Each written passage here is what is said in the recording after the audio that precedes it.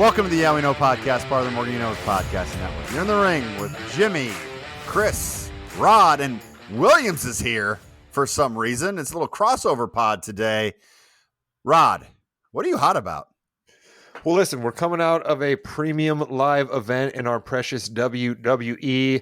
Logan Paul's brother, Jake Paul, had a big boxing match this weekend, but the fight that has all of America buzzing are neither of those two, but it was the brawl at the dockside down in Alabama.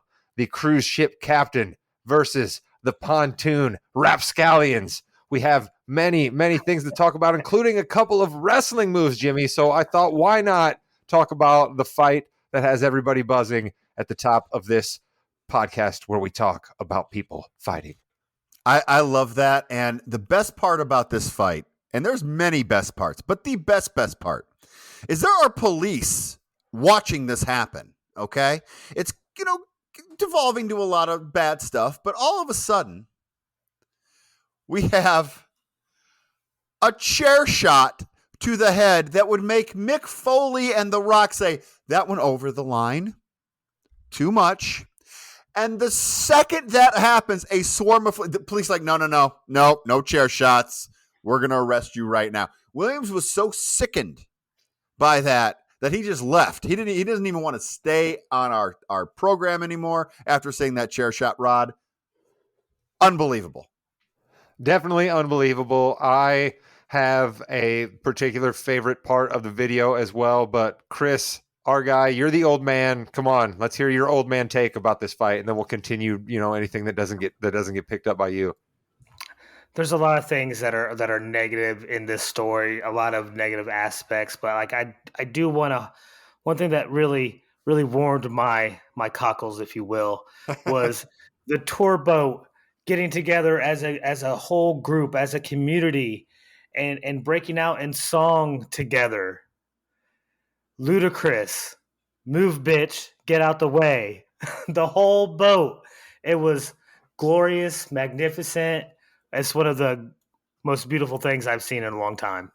Oh, and Jimmy, you said that there was a chair shot that Mick Foley would have been proud of. Mick Foley's Rock and Sock Connection buddy, Dwayne Johnson, The Rock, would have been proud of the rock bottom that was passed out by the guy everybody's calling Scuba Gooding Jr., Michael B. Phelps, C. Murda. All the names go on and on. But the gentleman who jumped off the boat, swam across the river to get into the fray, and then delivered a real-life rock bottom to somebody. Chef's kiss to that guy. The choreography was great. The fighting was great. Obviously, we're making light of a bad situation here, but it's something that people are just trying to have fun, and some idiots get together and then cause this ruckus. We're using old man terms. Big ruckus on the board. You know why it's okay to laugh at this situation? Listen, and I'm just gonna say it. All right, it's okay to laugh at this situation because we've seen it too many times where this has happened, and the people that get punished aren't the white folks who caused the problem. And in this particular situation, everything's come out in the wash now, and 3 of the gentlemen in the pontoon that blocked the boat for 45 minutes. All 3 had prior warrants and are now under custody, and only 13 other people were charged with misdemeanors and released. And that is the way it should have been handled, and that is why it's okay to make somewhat light of this situation, even though it started under what were clearly race war situations. I gotta ask you guys this, okay? Is this your old man take, Chris? Is this your old man question? I gotta know what you guys thought was better. The Alabama boardwalk table ladders chairs match, or the Slim Jim SummerSlam Battle Royale? Yeah, I will tell you that is a transition. That podcasting school is really paying off for you. Yeah, so it was SummerSlam weekend, and let's just go to the biggest story of the entire weekend. Chad Gable is your number 1 contender for the Intercontinental Championship after defeating Ciampa, Riddle, and Ricochet in a really solid, fun, commercial-free matchup.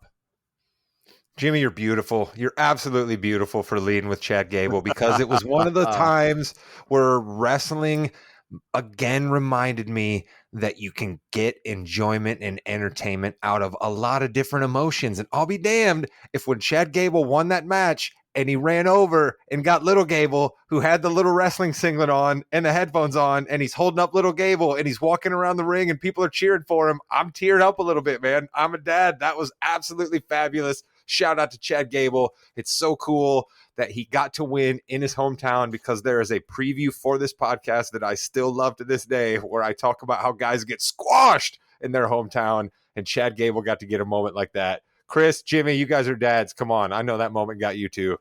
Chris King, Vince McMahon had to have spinal surgery and has had some warrants issued for him. He was not involved in this whatsoever, because if he was, Chad Gable would have gotten demolished in his hometown.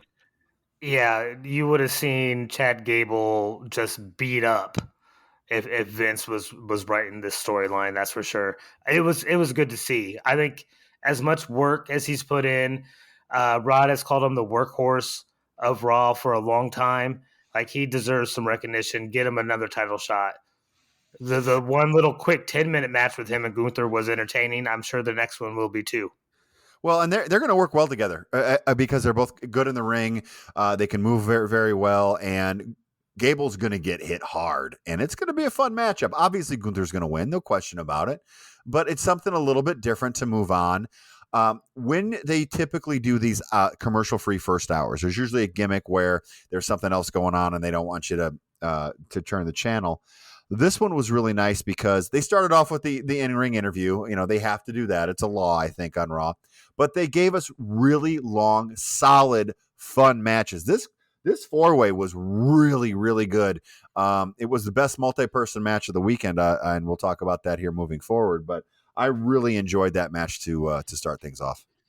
I think the important factor in this match is somebody who was just entered back into the fray a few weeks ago, and that's Tommaso Ciampa. Ciampa, as I mistakenly called him when I first came onto this podcast, because I didn't know, but he brings a different kind of vibe, right? Like, he brings the kind of wrestling style that Shinsuke, we're told, has, but he just can't quite do it the same way anymore with the intensity that Ciampa can do it, right? Like, Ciampa just brings an intensity and a style to the ring that just adds completely to a match like that, right? Then you get Riddle, who has a style similar to him, but looks a little more hard-hitting because he's a little bit bigger. Then you add Ricochet, who can just jump and flop all around him, and Chad Gable. You're right, Jimmy. That match was an absolute clinic. If somebody tuned in after SummerSlam, a week period in the sports calendar like you were talking about, when it was watching that first hour of Raw because there were no commercials to tune away from, they saw a great match.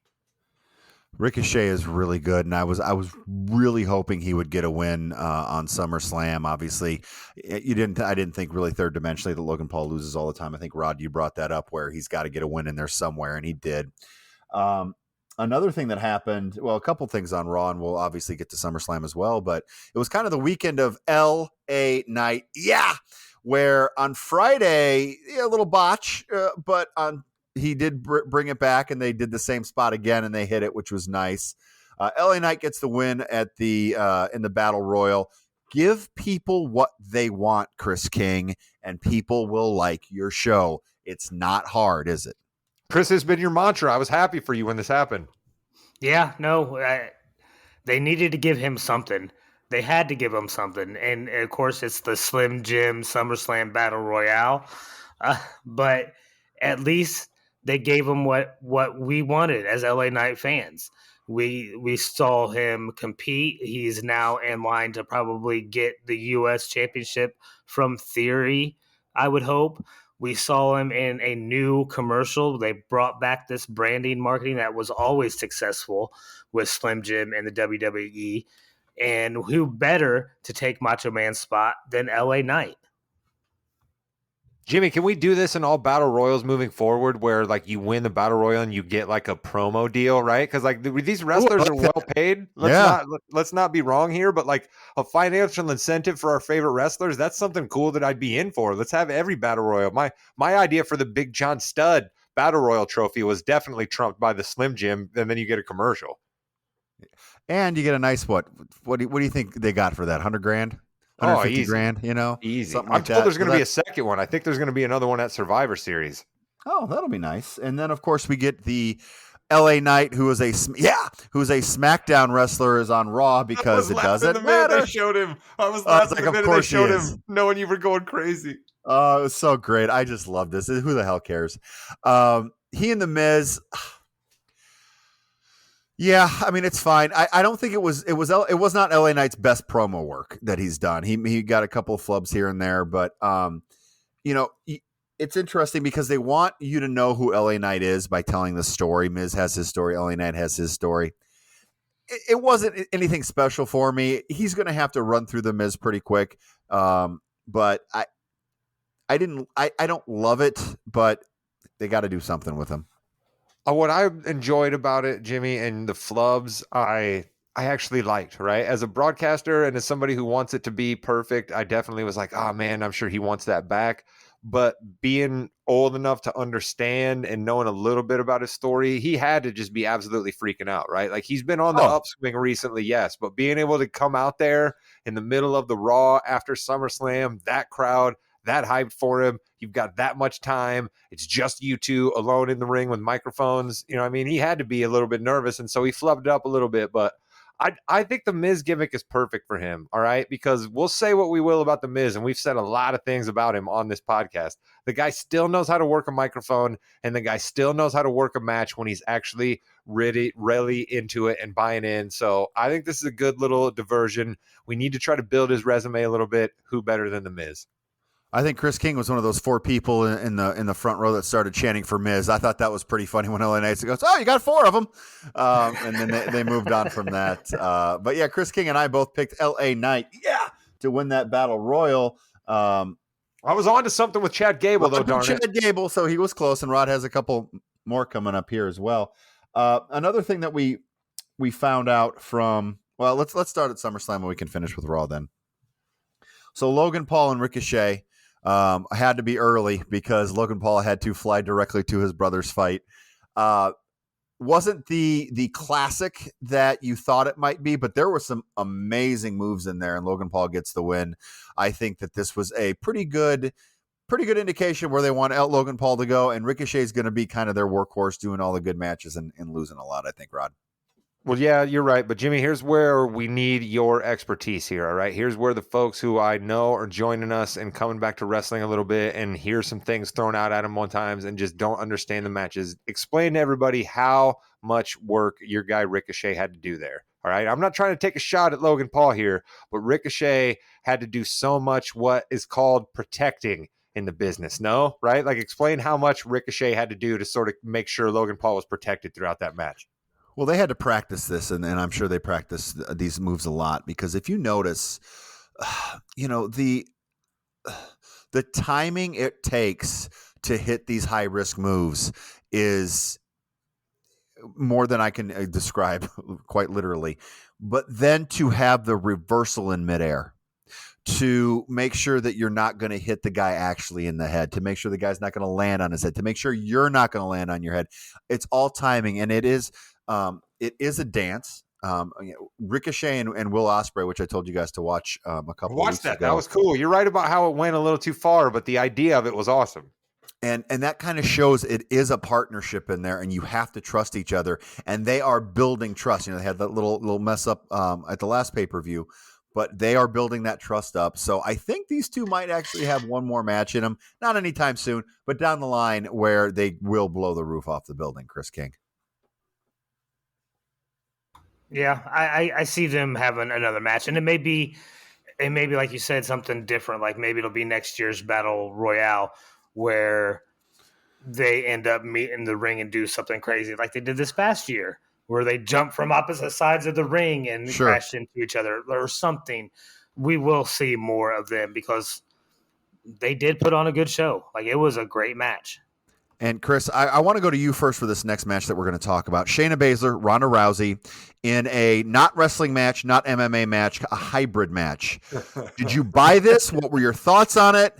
Talk to me a little bit about what your overall view of this feud was, and if this is Ronda Rousey's last match in WWE, was it memorable? Okay, so I do kind of think that it may be her last match in the WWE for at least a while. Good call. I won't say forever. If she does happen to come back, she can say, "I never submitted. I passed out before I submitted, so you've never submitted me." She can use that storyline. I will be completely honest with you and the listeners at home. In our little SummerSlam thread that we had between all of us, I mentioned it was a good time for a smoke break. So I went outside and smoked a cigarette, and I came back in right before the match ended. So it was a decent match.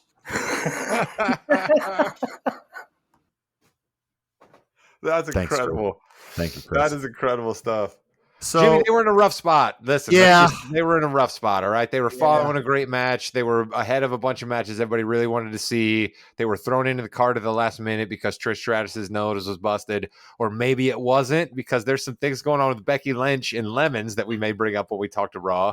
But they were in a tough spot, and then, like you said, the hybrid match did it no favors. Shayna Baszler taking a knee to the face did her no favors. So it was sloppy, and it just never was quite there. And Ronda was better as an in-ring tactician than we ever gave her credit for, but she just was never charismatic and just never cared enough about the story work and the in-ring work, and it just was never there. Yeah, I want to go back, and I think one thing I'm going to have you guys watch is her debut match at WrestleMania, tag teaming with Kurt Angle against Triple H and Stephanie, when no one knew what to expect, and then she did everything and was just amazing in the ring. This was very tough, like you said, and I agree with everything you said there. They were also put in a tough spot because they didn't know what the rules were, or we didn't know what the rules were. I think there's some behind the scenes where they fought for some things that weren't allowed. In an MMA fight, if you beat somebody down, the ref doesn't push you away and see if they're okay. You beat them down until the ref stops the match. In the WWE, that's not the case because the WWE is scripted and we need to build tension and all that. So I think this would have been better as a submission match only and not this hybrid of whatever they tried to do. And unfortunately, it takes the win for Baszler down a little bit. Obviously, we saw her against Stark and she won that one, but I think they had an opportunity to do something a little bit bigger with Baszler. I know, Rod, you're not buying it at all, but we need to continue to build that women's division for Rhea Ripley because a badass Rhea and a badass Baszler might not be a bad matchup going forward. No, listen, what I did say to myself there, Jimmy, is I started to draw a line, right? Like I started saying, okay, I've got Rhea Ripley here, who's this character who is one of the most badass women we've ever seen. And this is SummerSlam, and she's doing essentially nothing, right? She's carrying a belt and she's doing essentially nothing. And that's a problem. And why is that? And it's basically because she doesn't have anybody to go against. So yes, I will relent a little bit here, Jimmy, okay? Because I try to project to the listeners that hopefully they listen to our good reasoning and maybe change some of their opinions. So I will do that here and say that I am on board with the Shayna Baszler, who is the ear of the WWE universe, right? Who is doing all of the things and saying all of the things about Ronda Rousey that we've been saying. I will say it's easy for her to do that about Ronda because of the fact that they're good friends and it's easy. Rod, you're right. Where Rhea Ripley, because I was thinking of this, because we had her as one of the top wrestlers last year, right? Or top female wrestlers. And I was thinking, can we put her as a top wrestler this year? Or is she more of a top character this year because she hasn't been wrestling as much? Love Rhea Ripley. We need to get her in the ring with some people, don't we, Chris King? Yeah, like listen, when I first came back and started watching, one of Rod's big problems was we weren't seeing her in the ring. I know she was coming back from an injury, but we didn't see her in the ring for a long time. Then we got her in the ring and saw what she could do, and now we want more, and they're not giving it to us because who's there for her to wrestle right now? Everybody else has been like anybody that could wrestle her is intertwined with Asuka, now Io Sky. So there's really no one in her league ready to try to even challenge her. Like they can't even get a storyline going right. So with Rod being so happy, I know you were a little upset and disappointed by the I think 10 minutes that Gunther and McIntyre got. I told you they weren't going to get too much, bud.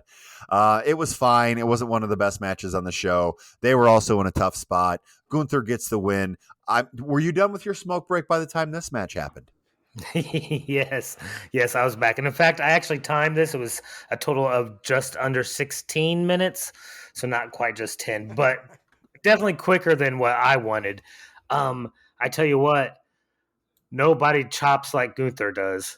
And he can take them too. Like that was just like they were just trying to chop each other down. And Gunther's chest looked just like bruised, meaty pulp by the time that match was over. It wasn't great, but it was a good one. Rod, we've talked about what do we do with Drew McIntyre now. I thought we might get a heel change, but that kind of happened on Raw with somebody else. Where do you think we're going with this?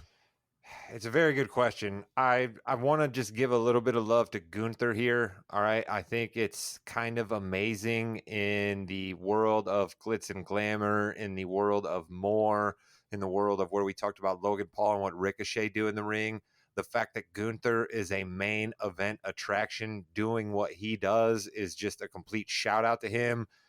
Every match Gunther is involved in, you have to say is a good match because I think it's physically impossible for that dude to not be involved in a good match. But I think clearly where we're going with Gunther is he's going to break the Honky Tonks Man record because it's just, frankly, it's just time.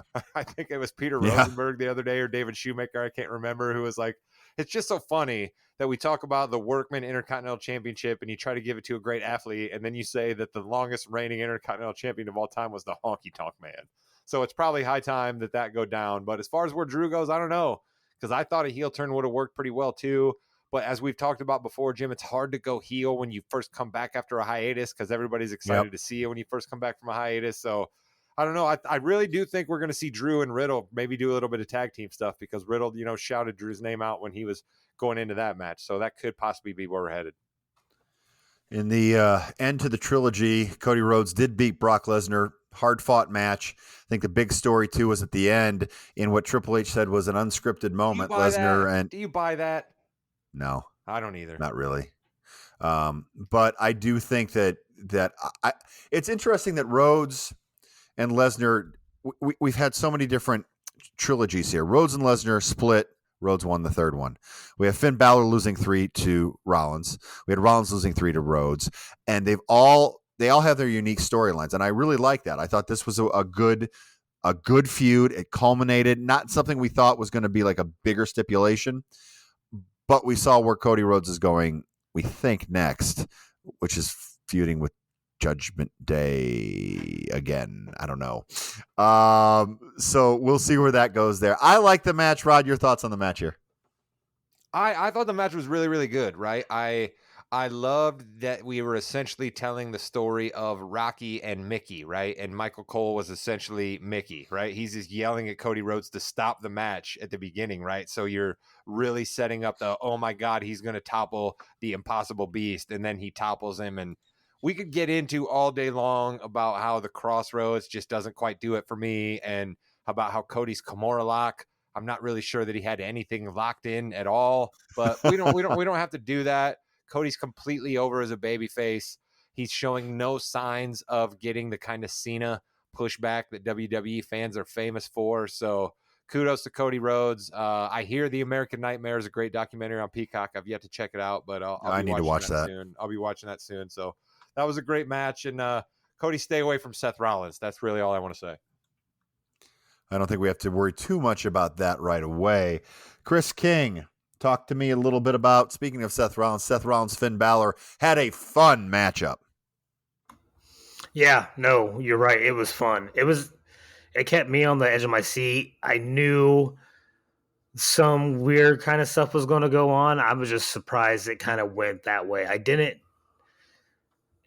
That's good though, right? It surprised me. So if they do an ending that you think is going to go one way and they surprise me, like, I didn't see a way for them to really be able to keep the Judgment Day together and Rollins still have the belt at the same time. And essentially that's what happened. There's a little bit more animosity between Balor and Priest, but like not much right now yet. So I was surprised. It was a good match, and I love the stomp into the case. It was a great ending. Rod, your boy won. You were right. Good job. I'm just going to continue to say that all I was doing there was manifesting. I completely thought you guys were telling the story that needed to be told, that he was going to lose the belt there. So I was completely excited to see that absolutely happen. And Chris, I guess this is just another one of those lessons you're going to have to learn. Jimmy taught me this one. Nobody is better at spinning their wheels than the WWE. Sure, they find little ways to make you think that they're advancing the story, but they're actually not really advancing the story. And so they certainly did that there. The Judgment Day didn't break up, and Seth Rollins is still your champion. And it was an exciting match. So that was WWE 101 right there. It was WWE 101. And again, terrific transition. I really hate WWE three-way matches. I always have and always will. They're always clunky. You always have somebody who's hurt and on the outside for some time. I loved how ECW and back in the day, they weren't it wasn't a three-way match. It was a three-way dance, meaning that someone would get pinned, they would be eliminated, and the two people finished at the very end. So I like that a lot. The Bianca Belair fall was just enough that it might have been real to start, which I thought was good because they weren't really focusing on it too much. But then when all the people came down that weren't doctors, it's like, okay, now it's fake. That was fine. I thought the Asuka and Flair back and forth was fine. Asuka's very quick, guys, and I know I'm going a soliloquy here, and I'm sorry. But Asuka's very fast in the ring, and sometimes she's too fast for other people. More of Bianca than Charlotte in this case. So the match kind of fell flat for me up until the very end, where I do like the mist. I like the fact that Asuka, if she's going to get pinned, got pinned. She should not have gotten pinned, by the way, but if she was going to get pinned, if she was going to lose, she should have gotten pinned. Giving Bianca the win here was random, though, wasn't it? I'll stop talking now, Rod. I think giving Bianca the win here is a little bit of something that we talked about an awful lot in the context of Charlotte. I did not want Charlotte's 15th to come in that way. Correct. But I didn't have problem with Bianca's resume, excuse me, I don't know why I couldn't get that word out there, being bolstered now, right? So they have to add one more time champion to every time they introduce Bianca Belair, and she doesn't actually have to have the belt on because Io Sky came in at the end and cashed in the Money in the Bank briefcase, which I was not the least bit surprised in. I called that, said that was happening. I want to give love to, and shocker here, everybody, Charlotte Flair. All right. Charlotte Flair was the glue that held that match together. You said it, Jimmy. She's quick enough to keep up with Asuka, and she can do the hard hitting moves with Bianca Belair. Shout out to Bianca Belair getting the Bret Hart spot here, right? I don't know how many times I saw a Bret Hart matchup back in the day where he's like, no, I'm fine. Don't tell me I'm out of this match. And he'd try to prove to you how awesome it was to come back in. And so shout out to Bianca, who I was given a lot of smoke to a few months back, and now I'm soliloquying here, and Chris can have his chance here in a second, but Bianca's still resonating with me. She's still resonating with the crowd, and I thought she might be getting a little stale too. So I think everybody was served pretty well in this match. Chris, yeah, you're not wrong, Rod. I think you're right. If you're a fan of Bianca, yes, she won the match, and then she got beat up by the case, and Io Sky took it over. I mean, and you're not wrong about Charlotte either. She did perform excellent in this match, I thought. I did also think that they were going to cash in this Money in the Bank. I thought they were going to give it to Charlotte, though, so I was wrong on that. It was a fun match. I'm a big fan of Asuka. I'm glad she got to hold on to the belt for a while. She should be able to get another shot at it against Io Sky. Hopefully, I don't know how long Io Sky will hold on to it, though. I'd like to see her hang on to it for a little while. I'm just concerned that the Judgment Day with Dakota Kai coming back as well actually was pretty cool, just to kind of celebrate them as a team in the year anniversary here. But I really enjoyed the high risk maneuvers they did to break up those pins and things like that. I thought that was really nice. But yeah, overall I was a little flat on that match. But Io Sky, let's go. New Blood is fantastic in that. Now she has 3 contenders right away, so that'll be good. She and Asuka can yell at each other in Japanese. And by the way, I hear that Kyrie is coming back. Kyrie Sane's coming back as well. So that's I another heard that. wonderful in-ring performer coming back. So that'll be wonderful. Shout Not out going to to lie, the, fellas. wait, real quick, Go Jimmy, ahead. before we move on in overall here, just shout out to the women's division. All right. We rode it pretty hard for a couple of weeks on this podcast. And I believe other than Rhea Ripley, which we already talked about, we have definitely gotten to somewhere with the ladies on SmackDown. All right. There are any number of stories they could tell right now with 4 people that seem like pretty big deals. And that's cool for the ladies. Do we think, or maybe this is just me, but I almost think that they need to make this second belt more of a women's intercontinental type belt where maybe it's not for the heavyweights like Rhea, Charlotte, Bianca, Becky Lynch to be fighting for, but like your Io Skies, your for lack of a better term, your smaller women to be able to compete for a belt, because I'm sorry, I'm not going to ever believe in a match where Io Sky is going to be able to beat somebody like Rhea Ripley. Really? Interesting. So you don't really believe that Rey Mysterio could be the world champion? You don't really believe that LA Knight could be the world champion?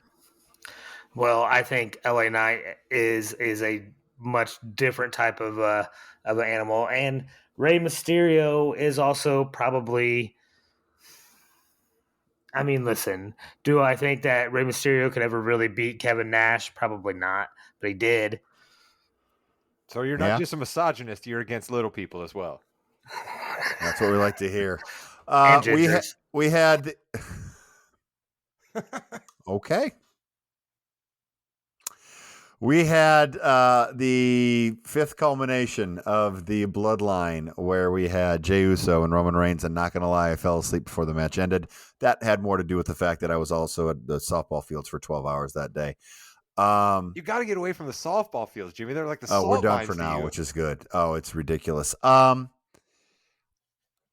hated the ending until I watched the interview the in-ring promo between Roman and Jay last week, where Roman said everything that was going to happen. And I thought that was fantastic storytelling. So I'm okay with it now, Rod. Well, Jimmy, I did a little bit of homework here, right? Because I always try to do that to expand my ability to become the best wrestling podcasters for the listener out there.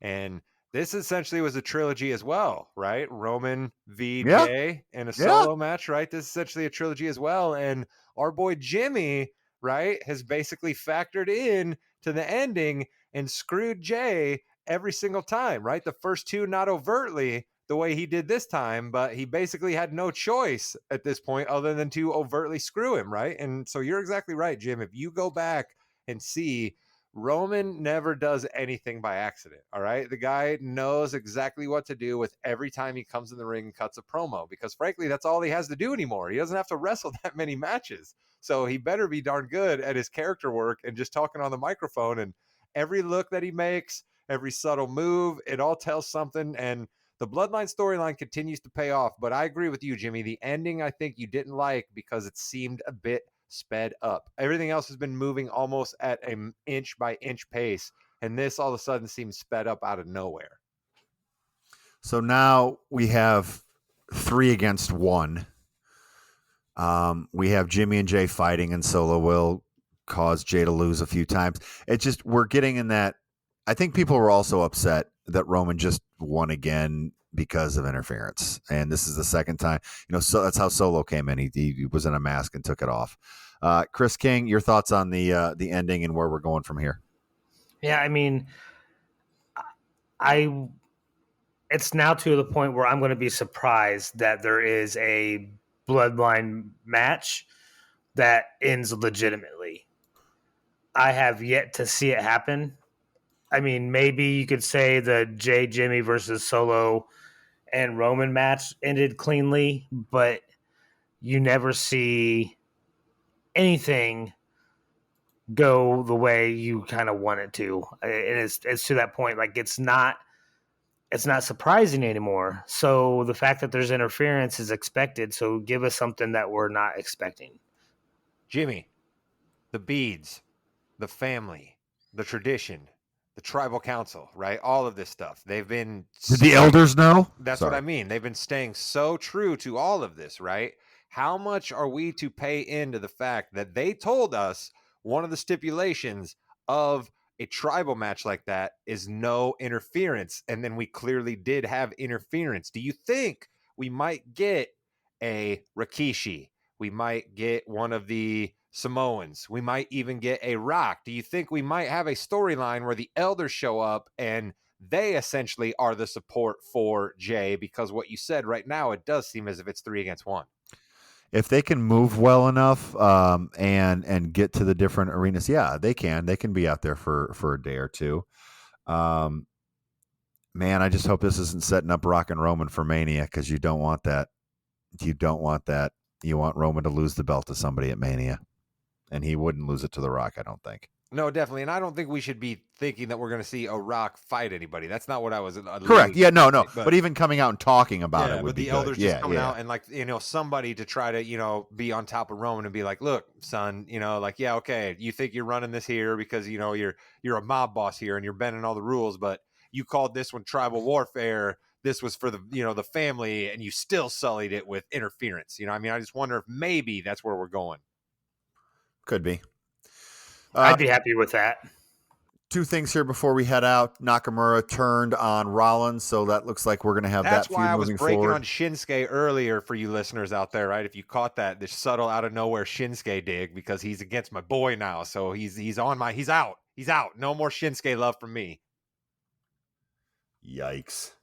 And then we have some bad news. It's been a really good, positive podcast. Sonya Deville, man, it sucks. Torn ACL, out forever. Chelsea Green can't ever catch a break either. She's either hurt or her partner gets hurt. Starting to get over. You feel horrible because listen, people are going to say it's fake, it's scripted, and all that stuff. This is their career. You want to do the best you can in your career. You want to succeed in your career. And they have caught on to something that was starting to work. Unfortunately, more things are thrown in their way, and they have to come back from this again. So, shout out to Sonya. Always been a fan of hers. Just never caught that break. Chelsea Green, shout out to her. She caught numerous breaks in her life in a lot of ways, but she certainly hasn't caught a lot of breaks in her life as far as the wrestling goes. So we'll see if she'll be able to make it any as a female star. That was sad to see. And Jimmy, are we going to talk any about Becky Lynch here real quick before we go out? Yeah, I meant 3 things, not 2 things. So I think what Becky is doing right now is, I don't know. I don't know Becky Lynch, right? But she is not being put in any major feud that's going to help continue her ascent back to the man Becky Lynch, okay? This Trish Stratus thing, it's going to get over in Canada. Hopefully she gets the win. Hopefully there's not an interference or anything like that. But she's making lemons out of lemonade on Instagram, just saying that, hey, I got nothing to do right now. I'm doing the best I can with it. She is somebody who could also be built up for Rhea Ripley. Rhea's got people to wrestle. We just need to build them back up. And Becky Lynch hasn't been in that situation yet. It is what it is. But Triple H also said people should be making lemonade out of the lemons if they think that's what they're being served up, right? So, Jimmy, I'm asking you, how much are we to think that there's a little more animosity going on with Becky Lynch and the folks at the top than just story-wise? Animosity is a big word that I don't know the definition of. No. There's truth in jokes, and I think that's the case. She's like, yeah, I've got nothing. I'm gonna do this. It's gonna be funny. Maybe it makes her feel better. Give Triple H a laugh as well. I don't think there's anything rooted in this in evil, if you will. Yeah, and I suppose it doesn't hurt that, the other member of her household is certainly being served very, very well by the WWE right now. You know what I mean? So she's probably not trying to make too many waves. Correct. So that's going to do it for this edition of the Yeah We Know podcast, part of the More You Know's podcast network. You're in the ring with Jimmy, Chris, and Rod. That's right. SummerSlam. We are winding down a little bit, but no, we are not. We are winding up on this podcast. Jimmy and I are going to be performing at the top of our game because we will once again be live at a WWE event coming up October 7th. So the countdown is on to Rod and Jimmy live at Gainbridge Fieldhouse, to where I will be able to raise my arms in exultation. And if this podcast was video, you would see me right now striking the pose. And then I could sing my song, Oh, cannot wait. Let's go. Goodbye, net. Yeah.